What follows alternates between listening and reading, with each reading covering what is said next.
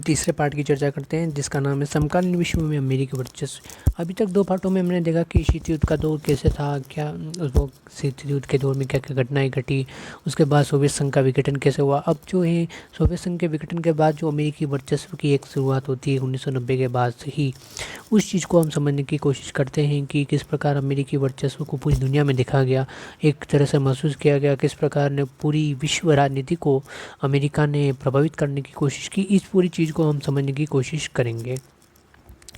ठीक है, तो यहाँ पे अगर हम देखें तो सबसे पहले कुछ कहानियाँ दी गई आयशा और जाबूर आंद्री, जो इन तीनों की ज़िंदगियों को किस प्रकार से अमेरिकी वर्चस्व ने प्रभावित किया था, ये पूरी की पूरी यहाँ कहानियाँ दी गई है। जिस प्रकार से देख सकते हैं कि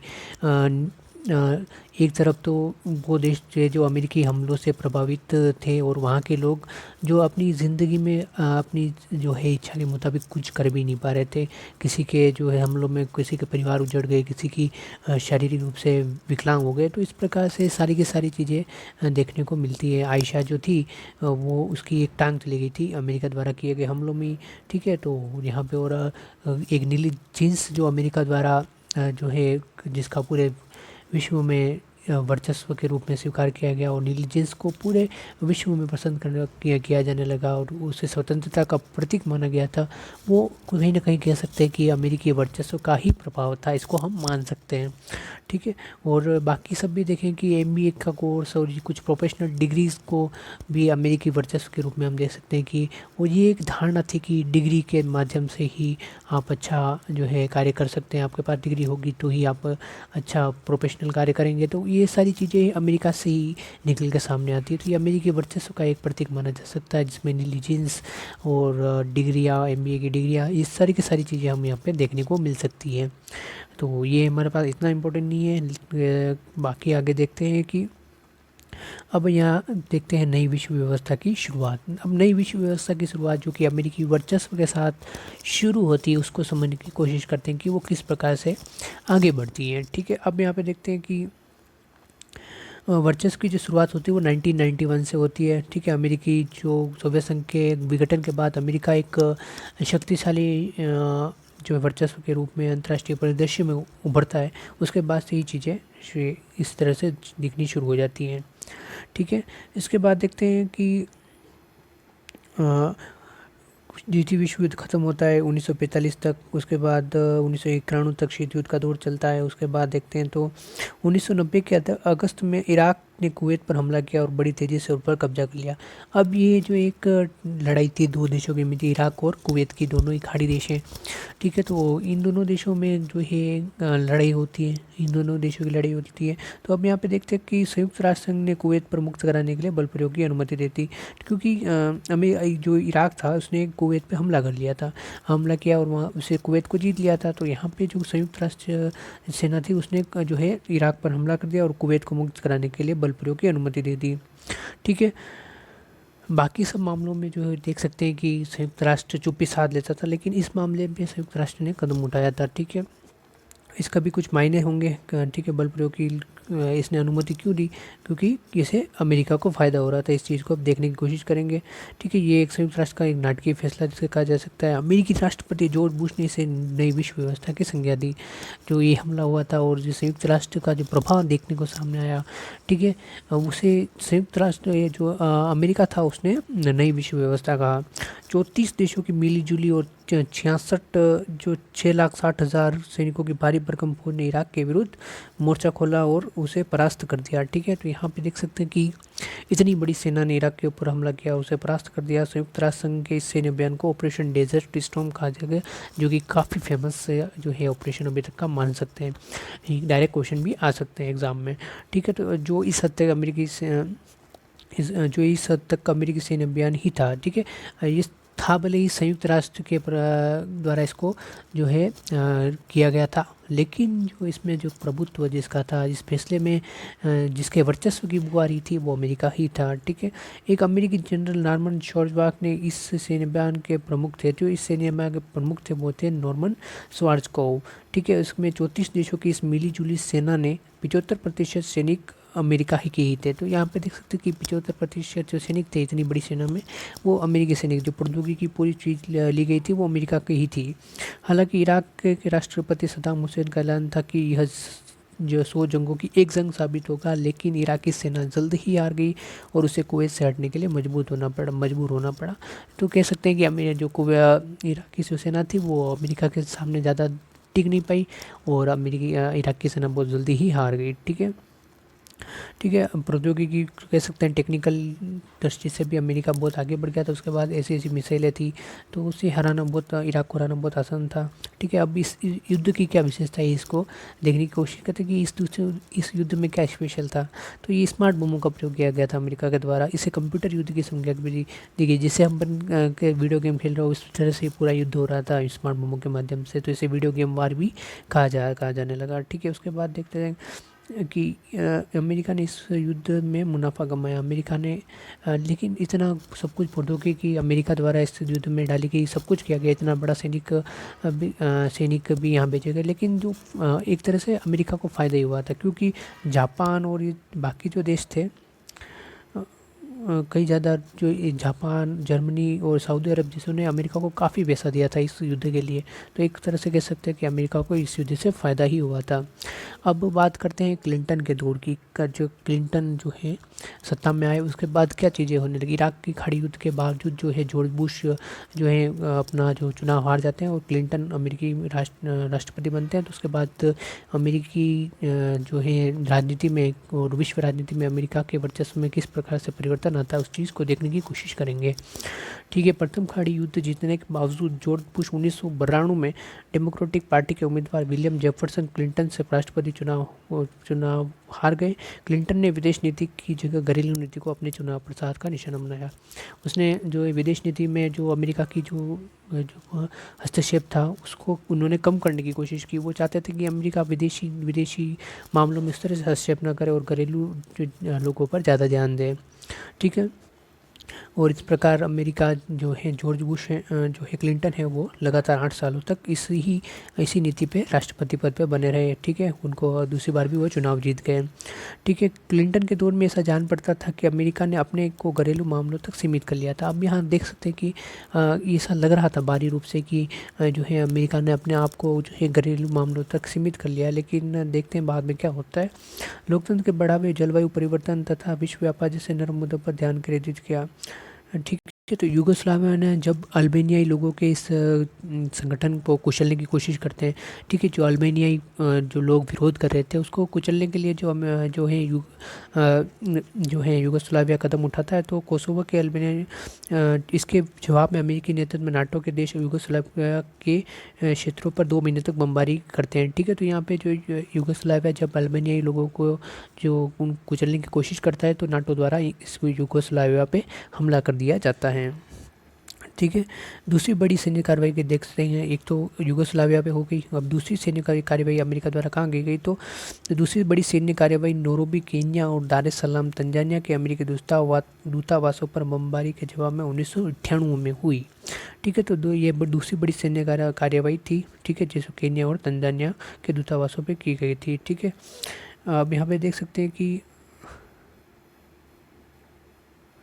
अतिवादी इस्लामी विचारों से प्रभावित आतंकवादी संगठन अलकायदा को इस बमबारी की जिम्मेवार ठहराया गया। ये जो इसका पूरा का पूरा कारण जो है, इसको अलकायदा को इसका पूरा इसके पीछे रीज़न बता दिया अमेरिका ने कि अलकायदा के कारण हमने यहाँ पे हमला किया है। ठीक है, इस बार कुछ दिनों तक अमेरिकी राष्ट्रपति ने ऑपरेशन इन्फिनिटी रीच का आदेश दिया।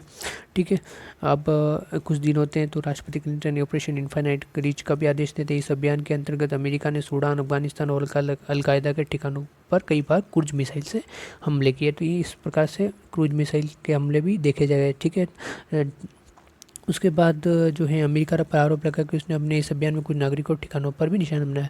उसका मकसद तो जो है अलकायदा का जो है समूल विनाश करना था इन क्षेत्रों से। लेकिन जो एक चीज़ कही जा सकती है कि कुछ न कुछ कह सकते हैं कि अमेरिका जो है उसके जो इस हमले के कारण जो लोगों को भी हानि हुई, तो दूसरे देशों ने इस पर अमेरिका पर आरोप लगाना शुरू कर दिया। अब देखते हैं 9/11 का जो आतंकवाद के विरुद्ध विश्वव्यापी युद्ध और 9/11 का जो हुआ था हमला अमेरिका के ऊपर, उसने जो है विश्व को कैसे प्रभावित किया था।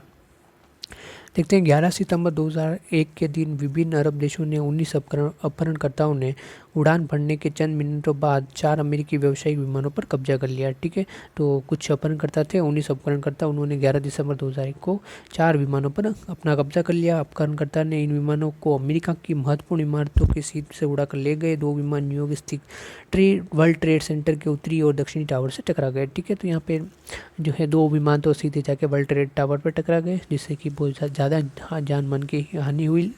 तीसरा विमान जो है वर्जीनिया के आर्लिंगटन स्थित पेंटागन से टकराया। ठीक है, और ये पेंटागन जो है अमेरिकी रक्षा विभाग का मुख्यालय है।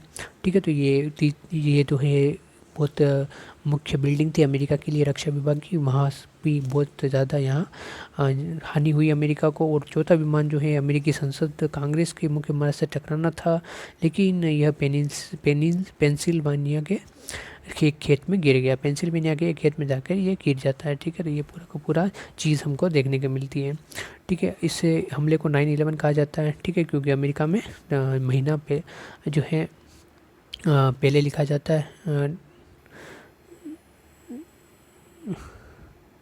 ठीक है, तो यहाँ पे पहले जो है 9/11 का हमला इसको कहा जा सकता है, क्योंकि अमेरिका में जो तारीख लिखने की जो चीज़ें उल्टी वो उल्टी होती है भारत से। ठीक है, उसके बाद देखते हैं कि इस हमले में लगभग 3000 व्यक्ति मारे गए। अमेरिकियों ने के लिए यह दिल दहला देने वाला अनुभव था, तो अमेरिका वालों के लिए, क्योंकि इन्होंने इतना बड़ा जो है हमला कभी देखा नहीं था। क्योंकि उन्होंने इस घटना की तुलना 1814 और 1941 की घटनाओं से, क्योंकि 1814 और 1941 में कुछ इतनी बड़ी घटनाएं हो चुकी थी, जब ब्रिटेन ने वाशिंगटन डीसी में आगजनी की थी और 1941 में जापान ने पर्ल हार्बर पर हमला कर दिया था, जिसके विरुद्ध फिर अमेरिका ने जो है जापान पर जो है परमाणु बम गिराए थे। तो ये चीज़ें अपन को देखी जा सकती हैं। ठीक है, अब आगे चलते हैं। तो अमेरिका 776 में देश बना, तब से उसने इतना बड़ा हमला कभी नहीं चला था। अब क्लिंटन की जगह रिपब्लिक पार्टी के जॉर्ज डब्ल्यू बुश राष्ट्रपति बने, जो कि जॉर्ज बुश के बेटे ही थे। ठीक है, अब यहाँ पे विदेशी ये जो क्लिंटन थे वो घरेलू और जो है घरेलू महत्व को ज़्यादा तवज्जो देते थे, लेकिन तब भी अमेरिका ने जो है विदेशी जो है विदेशी मामलों में बहुत ज़्यादा हस्तक्षेप किया और बहुत सारे हमले किए। क्लिंटन के दौर में बहुत सारे हमले हुए। ठीक है, जबकि वो विदेश में इतना ध्यान नहीं दे रहे थे, तो तब भी उन्होंने इतने सारे हमले हो गए। लेकिन अब जो है जॉर्ज डब्ल्यू बुश, जो कि पूरे विश्व में अपनी एक जो है छाप छोड़ने के लिए आगे आते हैं और पूरे विश्व को की राजनीति को प्रभावित करने की कोशिश करते हैं। ये अपने आप को घरेलू इनकी जो नीति है उसमें घरेलू नीति को ये पालन नहीं करते हैं। ठीक है, तो क्लिंटन के विपरीत होते हैं। आतंकवाद के विरुद्ध विश्वव्यापी युद्ध के एक अंग के रूप में अमेरिका ने ऑपरेशन एंड्यूरिंग फ्रीडम चलाया। जो अब जॉर्ज डब्ल्यू बुश आ गए, तो वो तो विदेशी मामलों में बहुत ज़्यादा सक्रिय थे, तो उन्होंने ऑपरेशन एंड्यूरिंग फ्रीडम चलाया। इस अभियान का मुख्य निशाना अलकायदा और अफगानिस्तान के तालिबान शासन को बनाया गया। ठीक है, तो यहाँ जो मुख्य निशाना बनाया गया अलकायदा और तालिबान शासन को। तालिबान के शासन ने पाँव जल्दी ही उखड़ गए, लेकिन तालिबान और अलकायदा के अवसर अब भी सक्रिय हैं। अभी भी हम देख सकते हैं कि अमेरिका जो अलकायदा है वो आज भी जो है कई हमले करवाता रहता है। ठीक है, उसके बाद देख सकते हैं आगे। तो लोगों को अलग अलग ठीक है, अब यहाँ पे जो ठीक है, अब जो यहाँ से ऑपरेशन एंड्यूरिंग फ्रीडम के तहत जो भी लोगों को बंदी बनाया जाता था, तो उन्हें अलग अलग जेलों में भेजा जाने लगा। ठीक है, और जब भी किसी को अमेरिकी सेना द्वारा गिरफ्तार किया जाता था, तो उसकी सरकार को उसकी जानकारी नहीं देती जाती और गिरफ्तार लोगों को जेल में डाल दिया जाता था। ठीक है, ये जेल भी बहुत खतरनाक होती थी। ठीक है, तो यहाँ पे देख सकते हैं कि दोनों अलग अलग देशों में भेजा गया, खुफिया जेल खानों में बंदी बनाकर रखा गया। क्यूबा के निकट अमेरिकी नौसेना का एक ठिकाना ग्वांतानामो बे है, इस कुछ बंदियों को वहाँ रखा गया। ठीक है, ग्वांतानामो बे में भी काफ़ी लोगों को रखा गया। ठीक है, उसके बाद देखते हैं इराक पर आक्रमण। इराक पे आक्रमण जो किया था उसको हम समझने की कोशिश करते हैं। ठीक है, 2013 के 19 मार्च को तो अमेरिका ने ऑपरेशन इराकी फ्रीडम के बिल्कुल नाम से इराक पर एक सैन्य हमला शुरू कर दिया था। ठीक है, तो यहाँ कह सकते हैं कि 19 मार्च को 2003 में ये इराक पे हमला कर दिया था। अमेरिकी अगुवाई में कोलिशन ऑफ विलिंग्स यानी कि आकांक्षाओं का महाजोट के नाम से एक संगठन बना जिसमें 40 देश शामिल थे। संयुक्त राष्ट्र संघ ने इराक पर इस हमले की अनुमति नहीं दी थी। संयुक्त राष्ट्र ने साफ मना कर दिया था। दिखावे के लिए कहा गया कि सामूहिक संहार के हथियार के बनाने से रोकने के लिए इराक पर हमला किया गया है।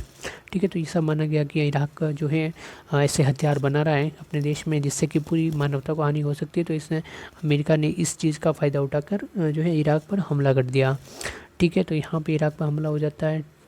इराक में हमले के साथ ही जो है सद्दाम हुसैन की सरकार गिर जाती है, लेकिन इराक को शांत नहीं हो पाते। इराक के लोग अब जो अशांत हो जाते हैं, वो उनमें विद्रोह की आग भड़क जाती है अमेरिका के विरुद्ध।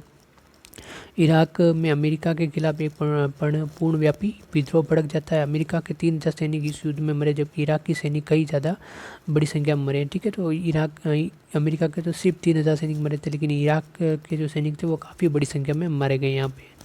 ठीक है, तो इससे एक लगभग 50,000 सैनिक इराक के यहाँ पे मारे गए, तो इससे काफ़ी ज़्यादा इराक को हानि हुई। ठीक है, तो इराक उसके बाद से ही जो अमेरिका के खिलाफ हो गया और अमेरिका को जो है चुनौती देने के लिए कार्य करने लगा। ठीक है, तो यहाँ पे एक देख सकते हैं इस प्रकार पूरी यहाँ पे इराक युद्ध से की परिस्थितियाँ पनपी और इराक को हरा दिया गया एट लास्ट। ठीक है, लेकिन आज भी है इराक और अमेरिका में युद्ध चलता रहता है। ठीक है, इराक पर अभी भी अमेरिका ने कई सारे सिंचन लगा रखे हैं। ठीक है, अब आगे के लेक्चर में अपन जो है वर्चस्व की बात करेंगे। वर्चस्व क्या होता है इसके बारे में हम समझने की कोशिश करेंगे, अमेरिकी वर्चस्व के बारे में। इस वीडियो में इतना ही। लाइक करें, सब्सक्राइब करें।